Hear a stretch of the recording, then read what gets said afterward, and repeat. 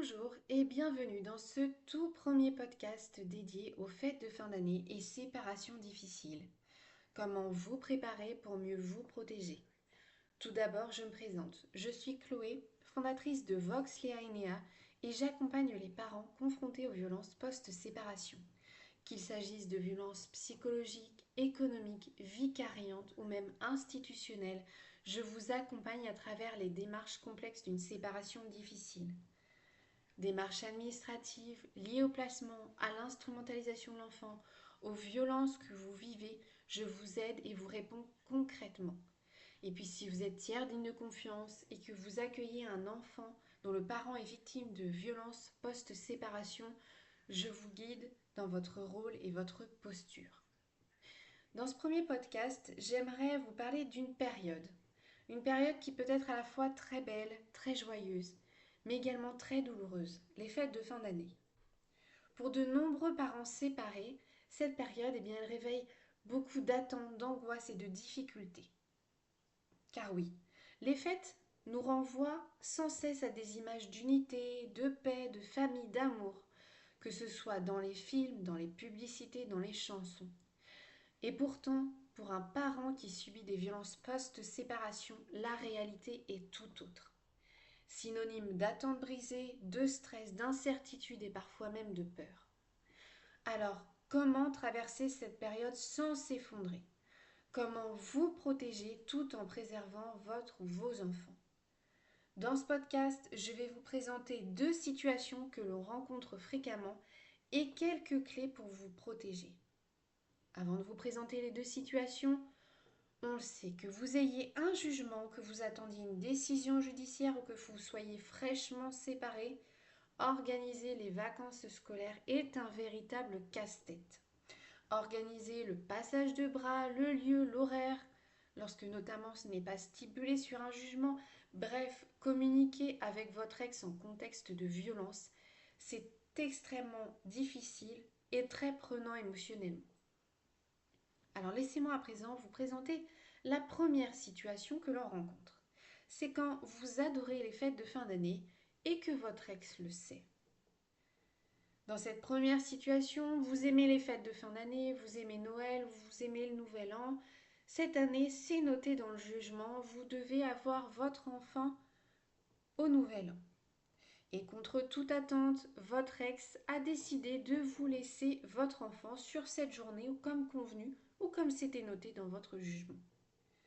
D'un point de vue extérieur, ça peut sembler être un geste généreux, voire de sympathie.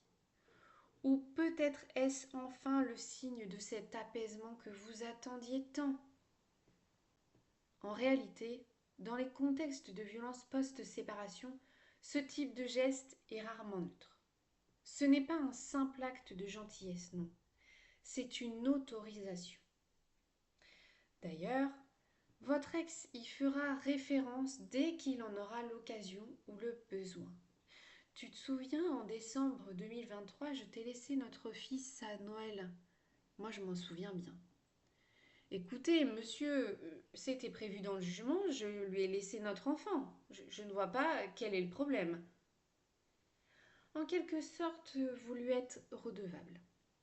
Et puis, ce geste, aussi surprenant soit-il, va créer en vous un état de confusion mentale. Vous vous sentez perdu. De fait, vous aurez tendance à diminuer votre vigilance. Alors, que faire dans cette situation? Eh bien d'abord, profitez évidemment pleinement du moment que vous aimez tant. Vivez-la avec votre ou vos enfants. Profitez réellement de cette journée. Mais gardez en tête que ce geste, ce n'est pas un changement de dynamique profond.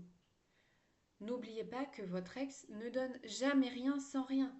Il ne s'agit pas d'un signe d'apaisement, mais plutôt d'un signe de contrôle. Il est important de ne pas l'oublier pour ne pas accepter ensuite l'inacceptable. Et c'est là le risque. Tolérer des propos, des messages, des comportements ou une forme de contrôle parce que enfin il vous a laissé votre enfant comme convenu. Non, n'oubliez pas que c'est une forme de contrôle. Je vais à présent vous présenter la deuxième situation. qui est un petit peu plus difficile. Il s'agit des non-représentations d'enfants. En tout cas, c'est le terme utilisé quand on a un jugement. Vous deviez avoir vos enfants pour Noël ou le Nouvel An, c'était stipulé dans le jugement, ou vous pensiez avoir trouvé un accord avec votre ex, et pourtant, votre ex en a décidé autrement. Elle ne les ramènera pas, ou seulement à la reprise de l'école. Bref, votre ex a défini ses propres règles et vous n'avez pas le choix que d'accepter. Outre la partie juridique, pour lequel je vous invite à vous rapprocher des autorités compétentes ou de votre avocat ou avocate spécialiste. C'est un choc. Un mélange de tristesse, de colère, de déception. Et ces émotions, eh bien, elles sont légitimes. Alors d'abord, évidemment, accueillez vos émotions. Vous avez le droit d'être triste, vous avez le droit d'être en colère, vous avez le droit d'être perdu. Oui, vous avez le droit. Mais ensuite, évitez que la sidération ou la colère ne dicte votre réaction. Ces états émotionnels ne vous permettront pas de réagir de la manière la plus adaptée, c'est-à-dire avec la prise de recul nécessaire que demande cette situation. Et c'est d'ailleurs et justement parfois ce que va rechercher votre ex violent. Alors ici, je vais également penser aux parents qui sont séparés, qui vivent des contextes de violence post-séparation et qui ne peuvent pas voir leurs enfants parce qu'ils sont instrumentalisés, placés, éloignés géographiquement ou à cause de plaintes infondées en cours. Sachez que vous êtes nombreux et que vous n'êtes pas seuls. Alors face à ces différentes situations ou ces contextes de violence post-séparation que l'on peut vivre, eh bien comment vous préparer et comment vous protéger? Je vous propose quelques pistes pour vous accompagner durant ces périodes de fête. La première, entourez-vous. Un ami, un membre de la famille, quelqu'un qui ne vous jugera pas. Oui, cette personne ne pourra certainement pas comprendre ce que vous vivez, vous comprendre complètement, mais c'est une personne qui va pouvoir vous entourer, vous accueillir et surtout ne pas vous juger. Évidemment, si vous êtes isolé ou que vous n'osez pas encore parler, que vous n'osez pas passer le pas vers votre famille, eh bien, rapprochez-vous d'une association, appelez-les. Ils seront en mesure également de vous entourer, de vous aider durant cette période. Il existe également des groupes Facebook sérieux spécialisés ou des forums spécialisés, gérés par des associations elles-mêmes ou par des professionnels, notamment des thérapeutes et des psychologues. N'hésitez pas à vous rapprocher de ces groupes-là tant qu'ils sont sérieux. Évidemment, je vous invite également à vous entourer de professionnels de confiance, thérapeutes, psychologues, coachs, avocats, accompagnateurs sociaux, sensibilisés ou formés au contexte de violence post-séparation. Ces professionnels sauront vous accompagner tout au long de vos démarches. Mon deuxième conseil, créez un rituel significatif. Un mot dans une enveloppe, un message dans un carnet que vous garderez, une intention pour votre enfant, un film, une musique, bref. Un rituel significatif pour créer une continuité émotionnelle, même à distance, c'est important. Évidemment, mon troisième conseil, si votre enfant a un téléphone, eh bien évidemment, envoyez-lui un message simple, doux et surtout sans intrusion si votre enfant est instrumentalisé. Votre enfant saura que vous êtes là, que vous êtes présent et qu'il peut compter sur vous s'il en a le besoin. C'est important. Et puis, si évidemment il vous vient l'idée d'envoyer un message à votre ex car votre enfant n'a pas de moyen de communication, vous pouvez, par principe.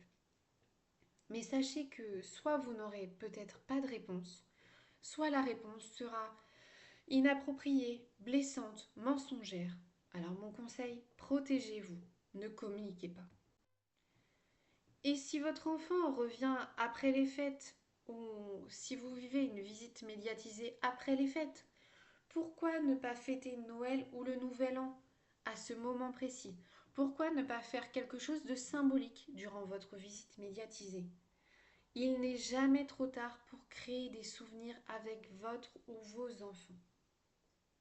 Alors oui, les fêtes peuvent être une période de tension et d'incertitude, surtout dans les contextes de séparation difficiles. Mais ce n'est pas insurmontable. Vous allez y arriver, d'ailleurs vous y arrivez très bien chaque jour. N'oubliez jamais que vous n'êtes pas seul à vivre ces situations et ces contextes extrêmement difficiles. J'insiste évidemment sur le fait de ne pas rester seul. Entourez-vous de professionnels de confiance sensibilisés ou formés, d'associations, de membres de votre famille, d'amis. Bref, entourez-vous, appuyez-vous sur des personnes de confiance qui sauront vous accompagner et ne pas vous juger. J'espère que ce premier podcast vous aidera à passer des fêtes de fin d'année un peu plus sereines.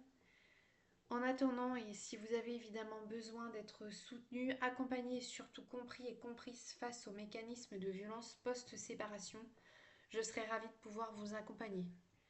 En attendant, je vous remercie d'avoir écouté ce premier podcast et je vous dis à très bientôt.